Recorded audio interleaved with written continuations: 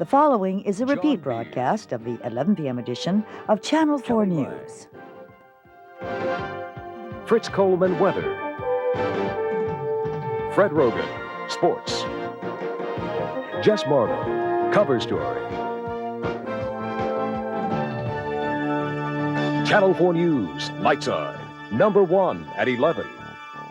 Good evening. John Beard is on vacation. Jess Marlowe sitting in. And our top story this night, violence in Southern California at least 2 movie theaters with the new film Boys in the Hood opened tonight. Our Joe Rico is live. He's at the Mann's Chinese Theater in Hollywood. What's going on out there, Joe? Kelly, the premiere of Boys in the Hood got off to a shaky start tonight. While the movie has been critically acclaimed as having a positive message, its opening citywide has been marred by several incidents of violence. Here in Hollywood, outside Mann's Chinese Theater, there was a scuffle, admittedly and shamefully. The press played a minor part of that, but turned on these bright lights. It scared a lot of people who were in line. At the theater in Upland, there was a shooting. The 2 people hit. At Universal City's Odeon Cineplex, 1 person was shot there, and in the city of Chino, 1 person was shot at a movie theater showing Boys in the Hood. Once again, a worst-case scenario for a movie premiere, which many felt had such a positive message. I'm not going to tell you kids to turn this music down no more now. Even before its big screen premiere, Boys in the Hood has been yanked from 2 movie theaters out of concern it would spark violence. The movie, which depicts life among 2 families growing up in South Central L.A., opened tonight in about 45 theaters in L.A. County, about 800 nationwide. But officials with the Mann Theater chain withdrew its showing in Westwood, where riots broke out last March, where another inner-city genre film, New Jack City, was showing. The second cancellation for tonight's premiere was in Temecula, in rural Riverside County. But theater-goers sided with the critical acclaim that Boys in the Hood was not the type of gritty film that glorified inner-city gang lifestyle.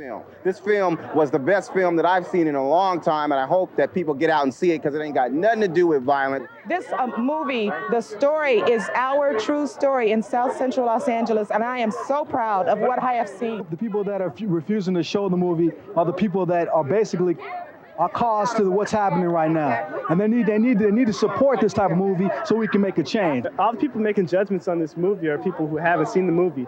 Everybody who has seen the movie ends up becoming a spokesman for it. You know, that's because it's such a positive film. You know? We also understand there's been another shooting at a theater in Sacramento where Boys in the Hood has been shown. Because of the scuffle, a stretch of Hollywood Boulevard right in front of Mann's Chinese Theater has been blocked off, and police say it will remain that way at least until 3 o'clock this morning. Joe Rico reporting live. Jess, Kelly, back to you. All right, Joe, thank you. Other news, the Sheriff's Department bomb squad is in El Monte tonight trying to dismantle several bombs in an apartment there. One of them went off tonight at an apartment in the 10,000 block of Garvey Avenue. Deputies say it went off when 44-year-old Shirley Rosenkrantz opened the door of her estranged husband's apartment. No one was injured, but they have booked her estranged husband, 58-year-old Gene Rosenkrantz, for using an explosive device with intent to injure. So far, deputies say they've found 2 other booby-trap bombs, and they are clearing the apartment of other explosives. And this ongoing story, will he stay or will he go? A defiant Daryl Gates arrived back in Los Angeles tonight after a trip to North Carolina and another day of controversy. His airplane landed at LAX right after 6 tonight. He dodged reporters by going straight from his jet to the car, leaving unanswered all those questions about when or if he plans to step down as chief. Patrick Healy is here now with more on today's developments and a plan to ease Chief Gates out of office. Patrick? Jess and Kelly, someday when we look back at the crisis triggered by the Rodney King beating, this day may be seen as a turning point. Los Angeles has a plan, and Chief Gates has signed on. But mind you, on his terms. I'm here. I know, but have you been into contact? On the move, headed to a morning conference far from Los Angeles, Daryl Gates was still dodging questions about his future. Well, I never resign. I might retire someday. But back in Los Angeles, 2 city councilmen let the cat out of the bag. Last night, Chief Gates gave President Ferraro and myself his approval for an orderly process of change. They said Gates' retirement is part of a larger agreement to put proposed police changes on a special election ballot this fall. The important thing here is we got to get the city moving in the right direction. What especially concerns Gates is the proposal to limit the chief to no more than 2 5-year terms. Later, Gates revealed his terms. And once that's on the ballot, then I may feel that may be time to announce a date of resignation. Ambiguous? Not to Mayor Bradley. It's clear enough to me that Chief Gates will retire as of the end of this year. The mayor hopes city personnel can prepare the notices to begin a nationwide search for a new chief within 4 to 6 weeks. Contenders may well include Gates' 2 assistant chiefs, Robert Vernon and David Dotson, who watch developments from his office. I believe that is a positive step. And on the street, I'm really going to miss the chief. But, after all this time now, maybe it's time for change. some officers complain their chief unfairly has been made a scapegoat by the kind of critics now saying the end of the year is not soon enough. Daryl Gates needs to go now. And when Gates flew in this evening, a couple of pickets brought signs. But as Gates drove off in his car, the color of an LAPD uniform, it seemed clear the police crisis is reaching a crossroads. Daryl Gates will be 65 next month, and perhaps the most telling remark of the day was a joke he'd used at the North Carolina conference. It's a pleasure to be anywhere but Los Angeles. You got a good laugh, too. Boy, I'll bet. Okay. Thank you, Pat.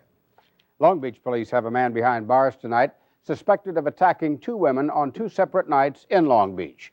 This is a composite drawing based on information from the victims. Both women were attacked this week in the same neighborhood in Long Beach. One of the two women was pregnant. She was raped, stabbed in the stomach. Her 6-month fetus died. Because of that, the suspect, 38-year-old Benny Lee Hendricks, could face murder charges. And the Long Beach rapist who calls himself a messenger of the Lord will be taking his message to prison. In a Long Beach courtroom today, 29-year-old Joseph Brian Sosha was sentenced to 117 years for raping and mutilating 5 women in the South Bay area last summer.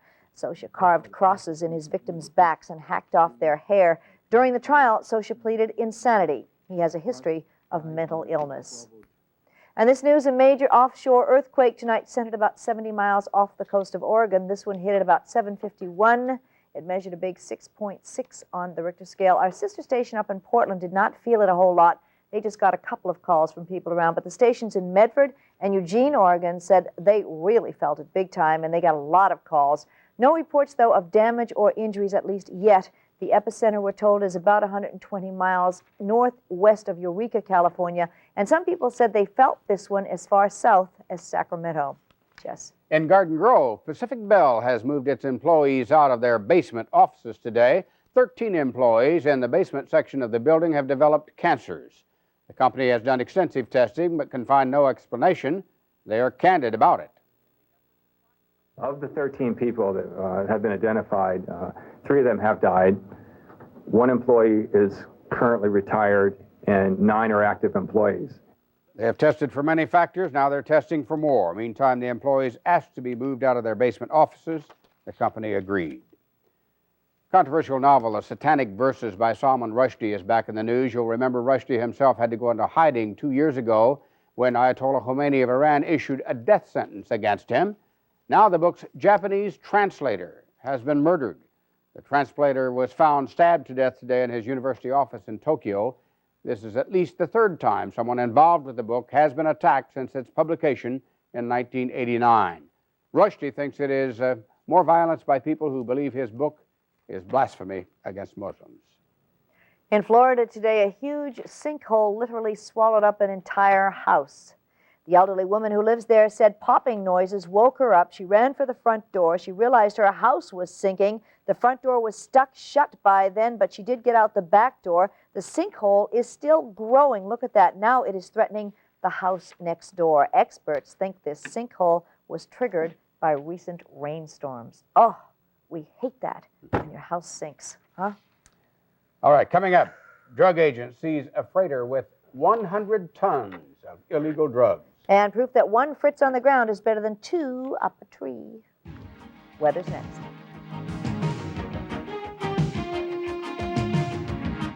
It's coming. Trying is Believing Week, the week you'll discover. Grape nuts is a natural energy source full of complex carbohydrates.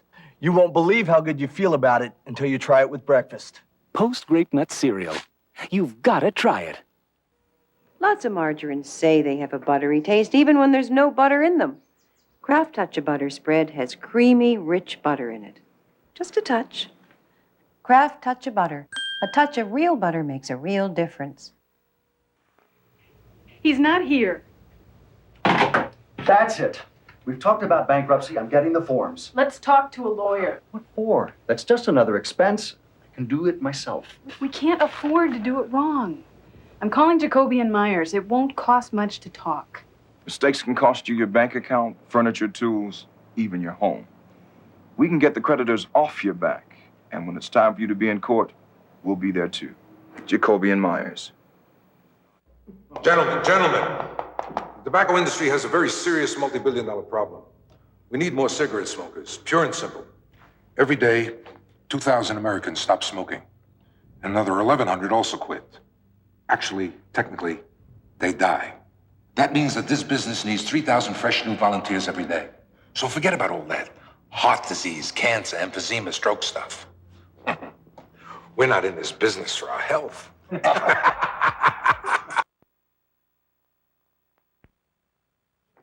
Well, another huge seizure, and they're calling it the biggest one of hashish ever. Federal officials seized a freighter in the Pacific with nearly 100 tons of hash on board. The Navy escorted it into Honolulu Harbor today. The freighter is registered in St. Vincent, a Caribbean island. It was seized on July 1st, about 600 miles west of Midway Island. The crew claimed to be bound for the Philippines from Mexico. Locally, the Air Quality Management District Board has approved a controversial plan to clean up our air. They say their goal is to bring Los Angeles in line with federal air quality standards by the year 2010. Many environmentalists, however, say the plan isn't tough enough. Many business people say it is too tough. Okay, well, Fritz joins us, and he says while the rest of life and living is in total chaos, he has his department totally under control. Perfect weekend. Yes. No change from today. We're below normal temperatures, comfortable little breeze blowing through the valleys. It'll be foggy along the coast, but eventually will clear. Just lovely. See, you're so wonderful. Oh, I have a fascinating story for you now. A bird named Fritz. Anyway, here we go. Fritzer. Fritzer. Yeah, great. It's a macaw named Fritz. Oh, boy, it's a great time to be alive. Up in Portland, Oregon, the macaw split being spooked by the fireworks on the 4th of July. And so they're trying to get him back in the house. He says, not till you change my name. Get it. You know, everybody on the planet has a family with a pet named Fritz, and they send me pictures. Yeah. Here's the smallest member of our family, our horned gecko, Fritz. We thought you'd like to show him. I can get cats, dogs, whatever you want. 79 the high today, last night's low 63. 65 right now. He is a beautiful looking animal though, isn't he? Relative humidity 84%, barometer 30.01 inches, at west winds at 9. And here we go with the normal highs and lows for you in sunrise and sunset. Looking around the country, scattered rain showers. New England states to the Great Lakes, the heaviest lower Ohio Valley.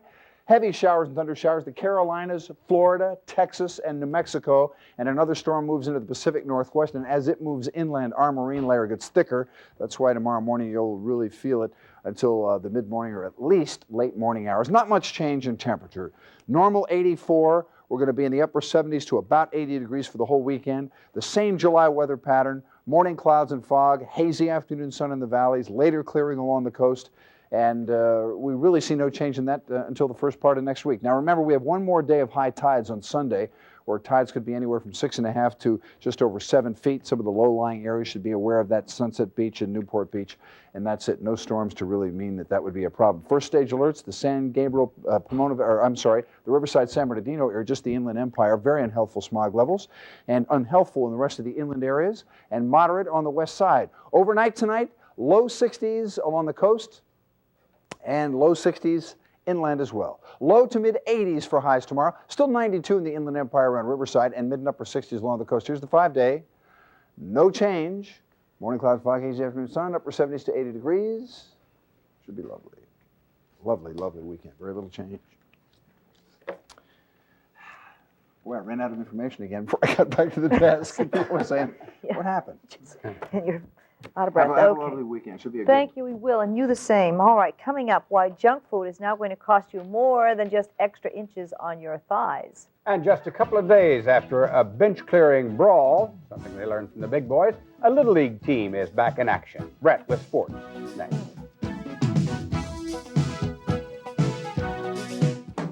Yes! Thanks for coming over, Freddie Bay. Did you bring some dirty clothes? Yeah. You know, I hate to do a wash without a full load. It's another great way to save water. Just fire a few delicates in there for a souvenir. That should do it. Fred, it's full. What about my clothes? I'm sorry, Fred. You're going to have to wait because you should never wash without doing a full load. I knew that. Join the Channel 4 Water Watch. The more you know about the Candelaria American Indian Council, the more you'll know about Native Americans. The council provides jobs for Native Americans and also Alaskans and Hawaiians. It's dedicated to breaking down the stereotypes of these people so often shown in the movies and on TV. The Candelaria American Indian Council wants you to know that Indians, Alaskans, and Hawaiians are an important part of our country's heritage and a valuable part of today's society. Griddle Riddle. When does 1 egg, 2 strips of bacon, 3 hotcakes, and fresh orange juice add up to only $1.99? Weekdays till 11:30 at all Norm's restaurants.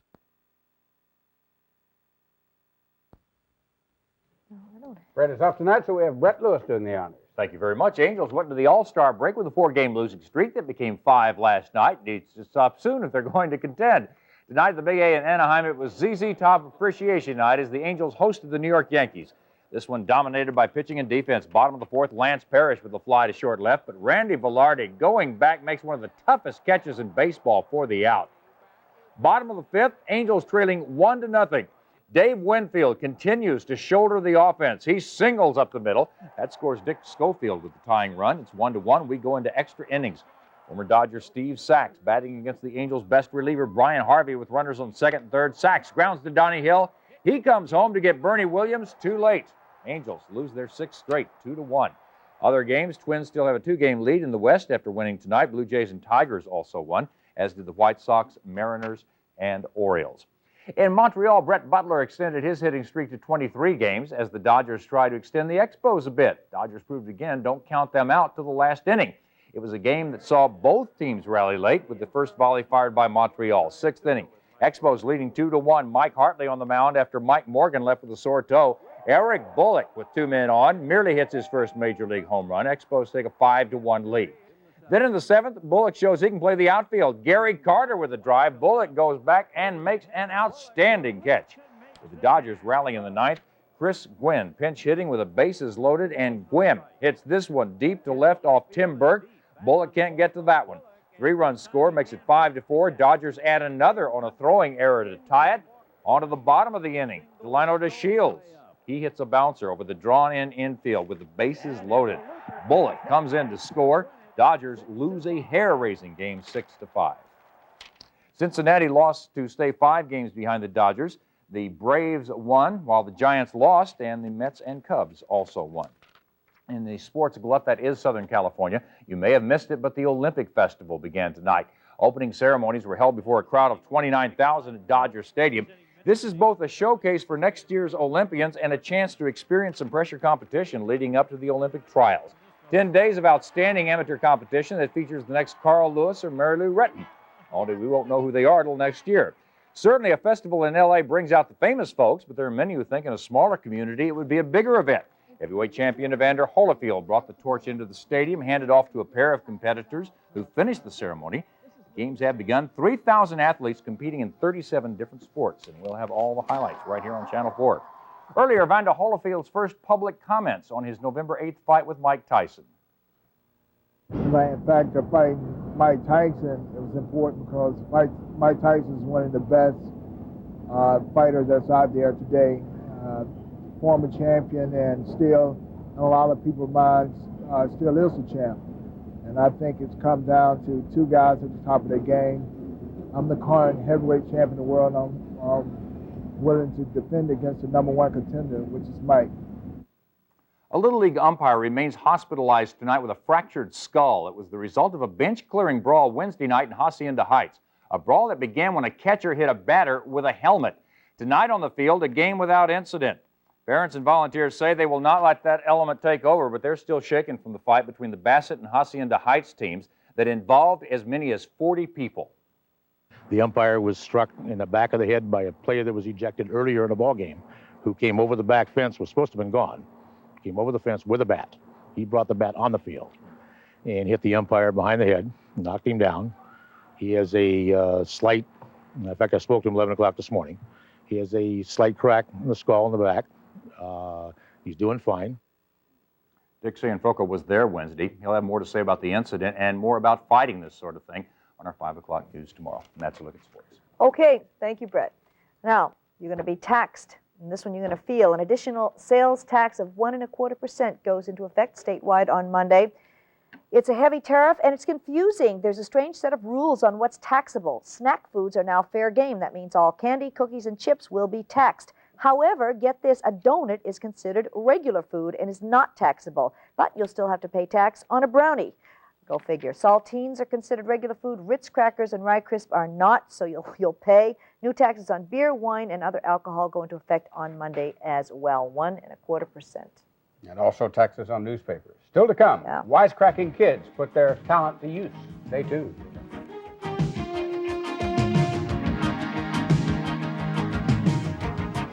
The real strength you have is not what you get from your parents, it's what you give to yourself, Susie. I know you didn't want to grow up this soon in life, and no one does, but the times we grow up is when something painful and hurtful happens to us. And some of those times, as a matter of fact, all those times are alone. And there's really no one who can be there for you but yourself. I'm here for you, but the point is, I'm only here to help you be for yourself. You are okay. Doesn't that feel good to say that? Did you know the 605 freeway intersects almost every major east-west freeway in the Southland? Now, why am I telling you this? Because that's all you need to know to find the Norm Reeves Honda Superstore. And you will want to find it when you see their price protection guarantee. And selection, they have 5 acres of Hondas and 2 showrooms. So what are the 3 signs of a great deal? 605 freeway, South Street exit, and the Norm Reeves Honda Superstore in the Cerritos Auto Square.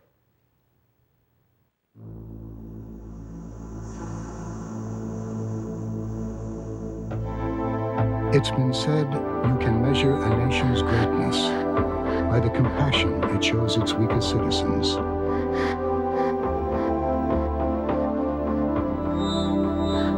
What does this say then about our attitude toward the mentally ill?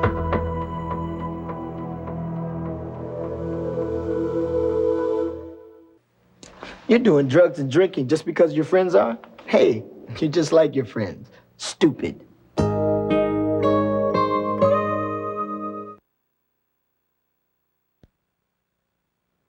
Zoo news tonight. The Los Angeles Zoo has a brand new baby tapir born only 2 days ago. She is described as looking a bit like a watermelon with legs right now. She'll lose these stripes in about 3 months and begin to look like her mother, whom, as you can see, is a real beauty. These flexible noses help them root out green plant shoots in the tropics. They are an endangered species. All right, finally tonight, some young comic wannabes, Fritz wannabes, showed up in West Hollywood today looking for the big break. He's sick, man. He's sick. Rico Suave. What's that? Rich and smooth? Sounds like coffee. Stand-up comedy, of course, very tough, especially at an audition. But a group of ambitious young tykes were at the Improv today, trying out for a new comedy video.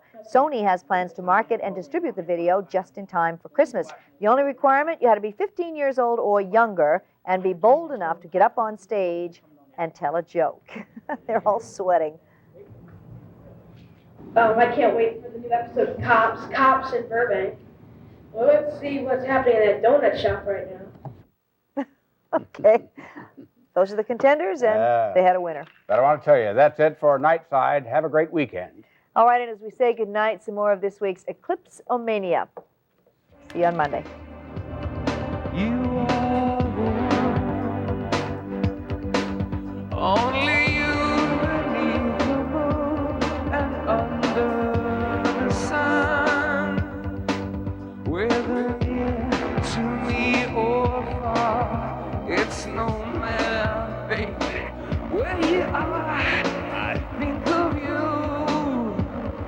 I think of you. Day and night, why is it so that this longing for you follows wherever I go? In the roaring traffic boom, in the silence of my lonely room. On the next Memories Then and Now, Jim Morrison and the Doors.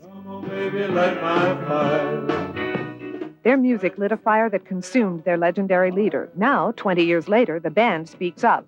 Also on Memories Then and Now, we'll answer the $64,000 question. Whatever happened to the producer of 21, the 50s quiz show forced off the air in a shocking national scandal? Don't miss the Memories. Memories Then and Now, Saturday at 7 on Channel 4. The world's most comfortable mattress would be one you couldn't feel at all. That's the idea behind Sealy's Posturepedic sleep system.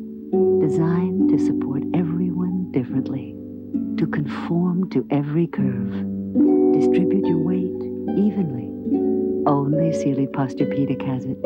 And for a more comfortable night's sleep, there's nothing like it. Sealy Posturepedic now on sale at RB Furniture.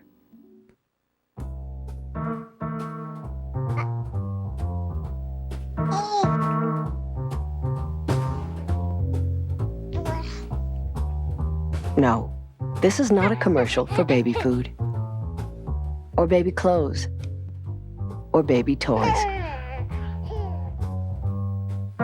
This is a commercial for babies.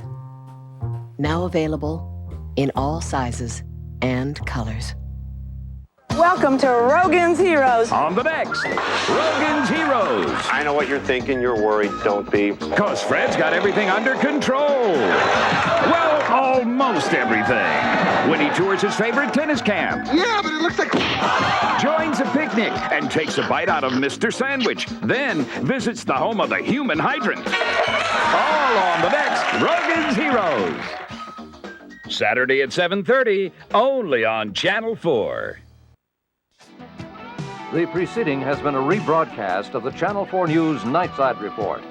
Stay tuned to Channel 4 for the latest news, sports, and weather information.